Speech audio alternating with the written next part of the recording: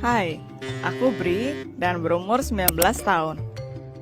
Aku akan bertanya langsung, kamu menyukai seks?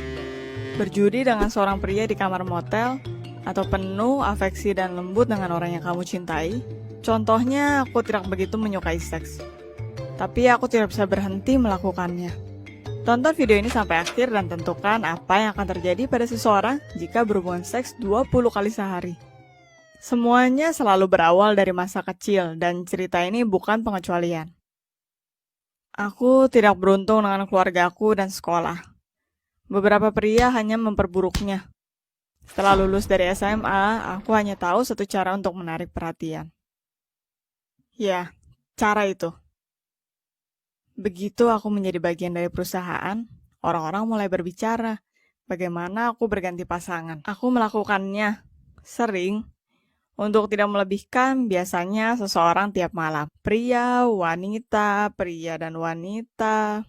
Aku pernah memanggil tukang untuk membersihkan pipa dan berujung seperti porno kotor. Di waktu lain, aku tinggal untuk kelas tambahan. Maaf, Profesor. Aku dipindahkan, tapi dia dipecat. Pernahkah kamu kehilangan teman? Teman yang kamu pikir akan bersamamu selamanya. Aku dan Sam telah mengenal satu sama lain sejak SMA, berbagi apartemen saat kuliah, dan dia satu-satunya yang mendukungku dalam segala hal. Tapi satu hari aku memiliki bad mood dan sangat membutuhkannya. Setelah itu semua menjadi buruk dan beberapa bulan kemudian kita berhenti berbicara. Terkadang aku masih melihat kontaknya dan ingin menghubunginya. Ya, tidak ada yang menyenangkan dengan hiperseksualitas. Tentu saja, gelombang ekstasi dan dari orgasme yang sementara membuatmu melepaskan segala kekhawatiran, tapi lalu datang malu setelahnya. Berapa kali aku telah kabur dari apartemen seseorang tanpa bertanya nama dari orang tersebut yang kuajak menginap.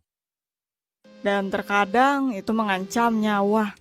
Ketika aku membutuhkannya, aku seperti mabuk. Plus, terkadang aku mabuk. Jadi satu hari ketika pria mencurigakan mengajakku untuk pergi dengannya ke lorong belakang klub. Aku setuju dan ketika kita didatangi oleh beberapa temannya, aku tidak terkejut sama sekali. Oh, ini bisa berakhir sangat-sangat buruk. Tiba-tiba pria lain muncul. Dia menghampiriku dan memelukku. Sis, aku menemukanmu. Kamu mau pergi kemana? Ulang tahunmu dirayakan besar-besaran. Aku tidak ingat apalagi yang dia katakan. Aku bangun di rumah yang aneh. Ini situasi yang familiar untukku. Tapi pria itu, dia tidak tidur di sebelahku. Jadi aku menemukan dia tidur di sofa di ruang sebelah. Dia bangun dan menawariku kopi. Namanya Jeremy. Kemarin dia melihatku dan tidak bisa melewatiku. Dia memiliki wajah yang kuat. Tapi aku tidak bisa mengakui kalau pergi dengan pria aneh dan memiliki seks tidak aman hanyalah malam Jumat normal untukku. Jeremy baik. Dia memberikan nomor teleponnya dan kita mulai menulis, kata per kata, dan dia mengajakku keluar. Setengah diriku berkata tidak, setengahnya berkata ya. Dan yang pertama berusaha untuk menutup mulutku, tapi terlambat. Jadi aku memiliki pacar, tapi masalahnya masih ada. Kita pergi berkencan, menulis chat, semuanya baik. Tapi kemudian aku mulai merindukan perhatian dan lalu aku ada kembali di bar lama dengan orang-orang aneh. Aku merasa bersalah dan membuatku berpikir bahwa Jeremy akan meninggalkanku dan aku akan sendiri. Dan apa yang akan kulakukan supaya tenang? Benar, lingkaran setan itu. Aku tahu ini tidak bisa dibiarkan, tapi aku masih belum siap untuk kebenaran yang sesungguhnya. Jeremy menyadari tanda di leherku.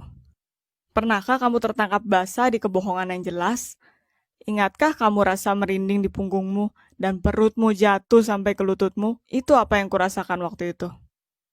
Ya, kita berhubungan seks, tapi dia tidak meninggalkan jejak. Dia adalah lelaki muda yang sangat lembut. Wajahnya waktu itu, aku menangis. Aku tidak ingin menjelaskan apapun karena aku tidak ingin mendengar hal yang sama yang saya ucapkan. Tapi dia berkata terus bagaimana dan kenapa, dan kita bisa memperbaikinya. Dan aku mencoba untuk kebaikannya. Jeremy mendengarkanku dan tiba-tiba tertawa.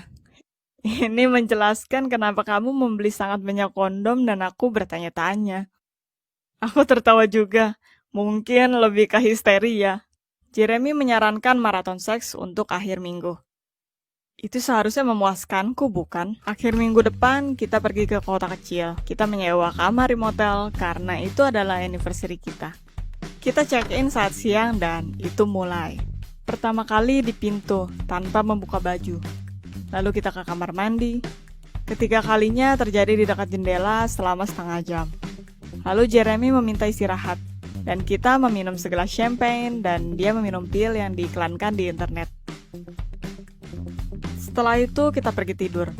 Keempat, kelima, keenam, waktunya makan malam, aku bisa melanjutkannya lagi. Tapi Jeremy butuh snack. Sangat jelas dia kelelahan. Dan dia meminum 2 pil lagi sesaat setelah makan. Aku merasa seperti maniak. Tapi aku sangat menyukainya. Dan kita melanjutkannya sampai tengah malam, lalu tidur selama beberapa jam, dan lanjut lagi. Aku menyarankan kita berhenti ke 15 kalinya. Jeremy terlihat buruk. Dia hampir tidak bernapas dan tidak bergerak untuk waktu yang lama. Aku ada di atas, tapi dia meyakinkanku bahwa semuanya baik-baik saja. Bahkan seluruh tubuhku sudah sakit, terutama bagian bawahku. Kita melakukannya sebanyak 20 kali dan aku pingsan tepat di atasnya. Aku bangun dengan kacau, lelah, sangat lelah. Seks, aku bahkan tidak mau memikirkannya. Walaupun aku berguling ke sisiku dan menyadari hal yang buruk. Aku sendiri di ranjang dan di kamar. Berakhir, Jeremy melihatku dan pergi. Aku menakutinya.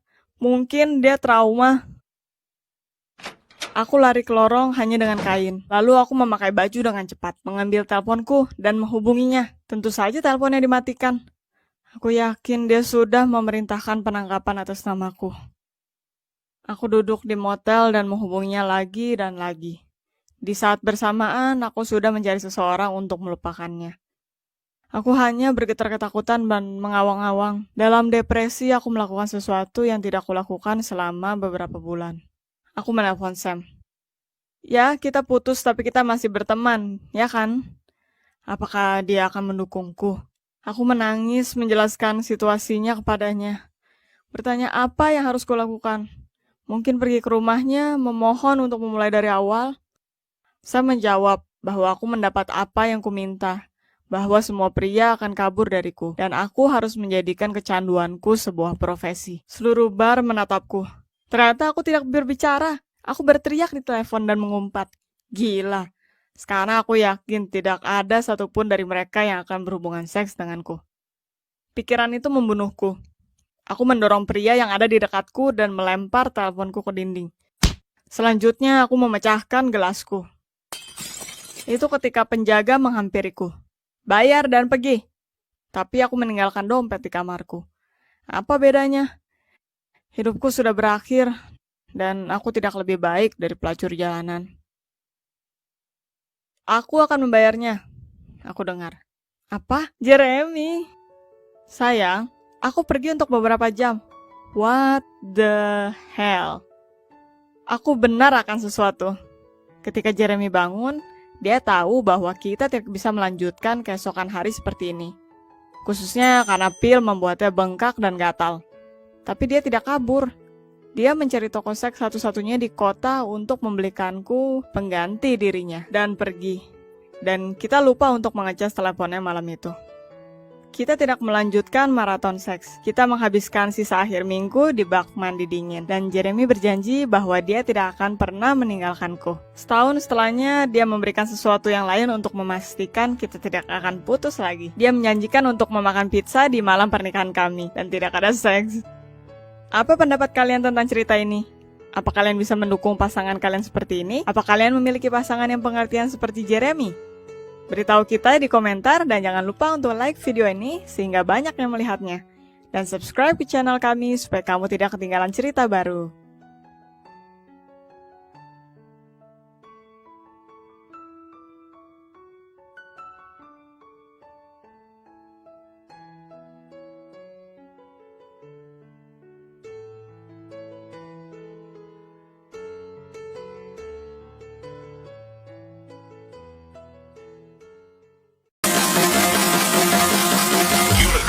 kosong.